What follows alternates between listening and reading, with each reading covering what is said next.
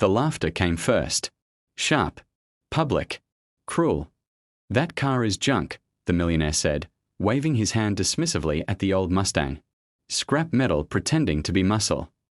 Every conversation in the garage stopped. Ayon Malik didn't look up right away. His hands were deep inside the open hood, fingers black with oil, knuckles scarred from years of hard work.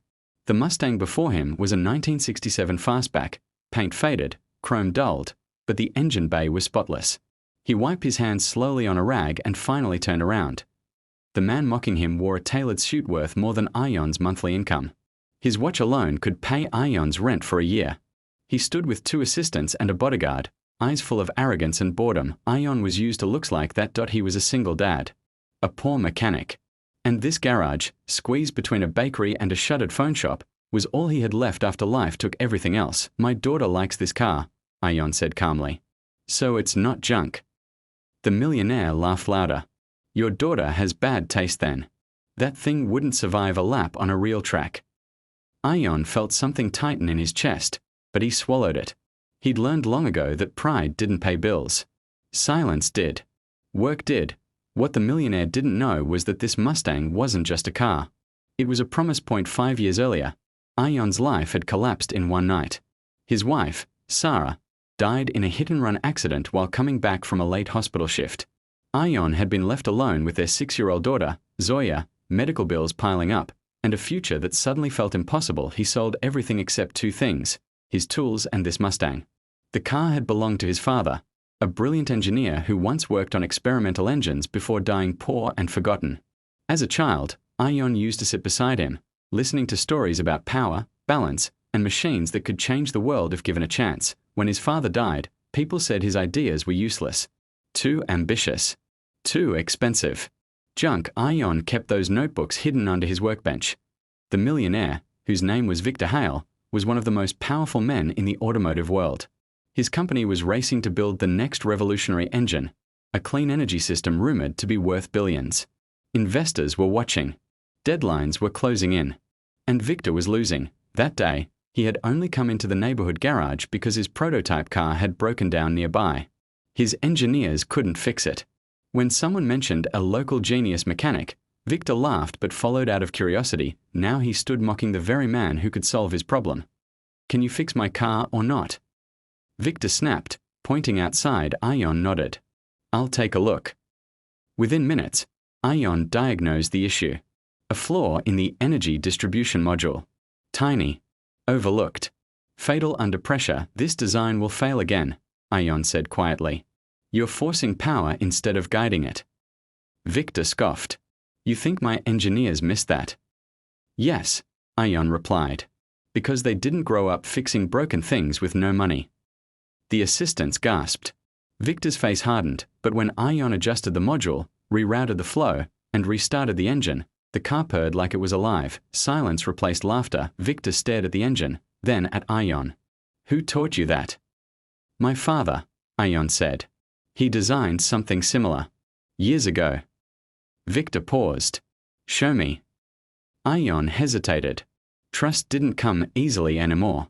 But then he thought of Zoya's school fees, her asthma medicine, the night she pretended not to be hungry. He opened the Mustang's hood. Inside wasn't an ordinary engine. It was a hybrid of old and new, built around his father's forgotten design, refined over sleepless nights after Zoya went to bed. Ayon had rebuilt it piece by piece, testing theories no one else believed in. Victor leaned in, eyes widening. This output curve doesn't make sense." "It does," Ayon said softly. "If you stop chasing speed and start chasing efficiency." Victor straightened up slowly. The mocking smile was gone. "Start it," he said. Ayon slid into the driver's seat, heart pounding. This engine had never been pushed to its limit. He turned the key. The Mustang roared, not loud, not aggressive, powerful in a way that felt controlled, intelligent, almost respectful. The sensors Victor's assistant connected went wild. Numbers climbed. Emissions dropped. Efficiency spiked beyond anything on record. Victor took a step back. "That engine," he whispered, "is worth $2 billion. Ayon shut it off and stepped out. "It's worth more than that. It's proof." Victor looked at him differently now. Not as a poor mechanic. Not as a joke. As a threat. and an opportunity. Over the next weeks, Victor offered contracts, lawyers, NDAs. Money Ion had never imagined. But the challenges didn't end.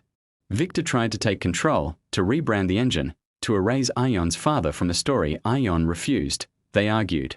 Deals fell apart. Pressure mounted. Victor threatened to walk away.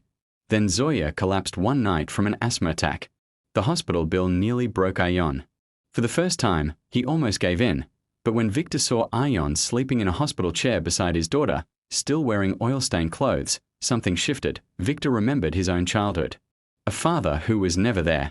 A life built on winning, not worth. He returned the next day and changed the deal. Ion would lead the project.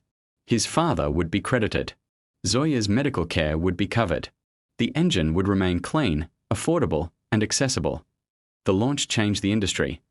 The same Mustang once called junk sat center stage at a global reveal. Victor stood beside Ion, silent this time.